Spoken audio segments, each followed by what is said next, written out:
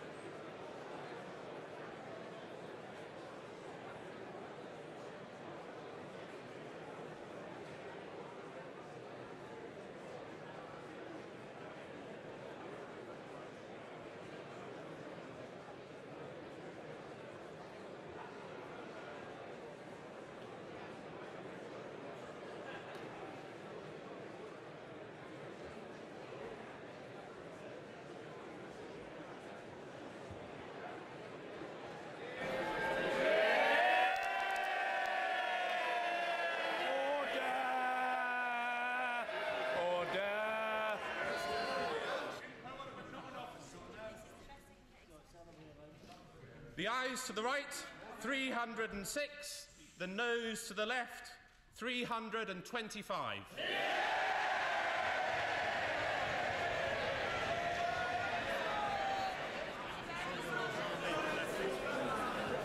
The ayes to the right, 306. The noes to the left, 325. So the noes have it. The noes have it. Unlock.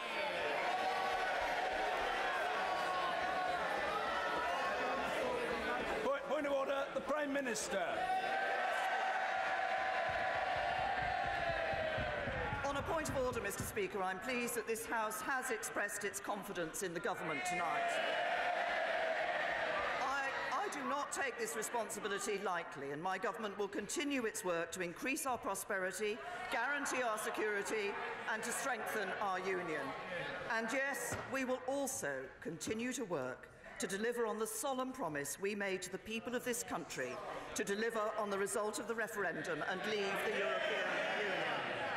I believe this duty is shared by every member of this House, and we have a responsibility to identify a way forward that can secure the backing of the House. To that end, I've proposed a series of meetings between senior parliamentarians and representatives of the government over the coming days, and I would like to invite the leaders of parliamentary parties to meet with me individually, and I would like to start these meetings tonight. Mr. Speaker, the government approaches these meetings in a constructive spirit, and I urge others to do the same. But we must find solutions that are negotiable and command sufficient support in this House. And as I've said, we will return to the House on Monday to table an amendable motion and to make a statement about the way forward. The House has put its confidence in this government. I stand ready to work with any member of this House to deliver on Brexit and ensure that this House retains the confidence of the British people. Point of order, Mr. Jeremy Corbyn. Thank you. Thank you, Mr. Speaker. Last night the House rejected the government's conclusion of its negotiations with the European... Order. I called the Prime Minister on a point of order, and the Prime Minister was heard. And she was heard in relative tranquility and certainly with courtesy. And the same courtesy will be extended to the Leader of the Opposition and to others who seek to raise points of order. That's the way it is. Jeremy Corbyn. Thank you, Mr. Speaker. Last night, the House rejected the government's deal, emphatically. A week ago, the House voted to condemn the idea of a no-deal Brexit. Before there can be any positive discussions about the way forward, the government must remove clearly, once and for all, the prospect of the catastrophe of a no-deal Brexit from the EU and all the chaos that would come as a result of that. And I invite the Prime Minister to confirm now that the government will not countenance a no-deal Brexit from the European Union. A point of order, Mr. Ian Blackford. Thank you, Mr. Speaker, and I must say that I welcome the offer of talks from the Prime Minister. I think it's important, Mr. Speaker, that all of us recognise the responsibility that we have, and on the back of the defeat of the government's motion last night, that we have to work together where we can to find a way forward. I commit the Scottish National Party to working constructively with the government. However, I do think it's important. I do think it is important in that regard that we make it clear to the Prime Minister, in a spirit of openness in these talks, that the issue of extending Article 50 of a people's vote and avoiding a no deal have to be on the table. We have to agree to enter these talks on the basis that we can move forward and achieve a result which will unify all the nations of the United Kingdom. Thank you. Point of order, Sir Edward Davey, and then I'll come to the right honourable gentleman. Thank you, Mr. Speaker. From the Liberal Democrat position, we are clear that we want to engage with talks with Her Majesty's government. But it's very important that the government makes clear that no deal is not an option. it's very, very important that the Prime Minister, as she actually, to be fair to her, earlier today didn't do, rule out extending Article 50. It's important that the House has that chance to think and come together. And finally, I would ask the Prime Minister, will she ensure, Mr. Speaker, that this House gets a chance to take control of our own business as we go through the next few days and weeks? Thank you. Point of order, Mr. Nigel Dodds. Mr. Speaker, and the result of the motion of no confidence tonight illustrates the importance of the confidence and supply arrangement that is currently in place between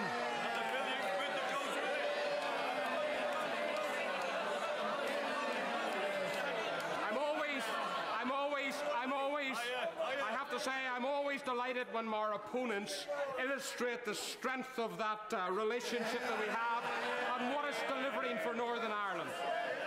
And when the people of Northern Ireland see that investment in education and health and infrastructure, they will thank this Parliament and they will thank this party and this government for that extra investment. But can I say this? Can I say this? Order, Mr. Stone. Normally, order. Very unseemly behaviour. Normally you behave with great dignity in this place. Calm yourself, man. Get a grip. Nigel Dodds. Mr. Speaker, thank you. Can I say, however, that the confidence and supply arrangement, of course, is built upon delivering Brexit on the basis of our shared priorities. And for us, that is the Union. And we want to deliver Brexit, taking back control of our laws, our border and our money, and we leave the European Union as one country. Let us work in the coming days to achieve that objective. Well, on ground, well, if the honourable gentleman really feels he must. But he has been represented by his right honourable friend. But if he really wants to, briefly, I don't mind. But we really must move. No. Well, there's a generosity of spirit. Mr. Alistair Carmichael. For her assurance, Mr. Speaker, that the motion that will be brought on Monday will be amendable. And can I seek your guidance about how we, on this side of the House, and indeed on that side of the House as well, who want to see this matter put to a people's vote, might on Monday be given the opportunity to do so, including the opportunity given to the Leader of the Opposition, now that we know there is not to be a general election? Response to the Right Honourable Gentleman, apart from thanking him for his point of order, is to say that if there is an amendable motion of which the Prime Minister, on behalf of the Government, has given notice, manifestly there will be an opportunity for people to table amendments. And we shall have then to see what happens. The Right Honourable Gentleman wouldn't expect me to make a commitment in advance, but I know what he thinks and I've heard what he said.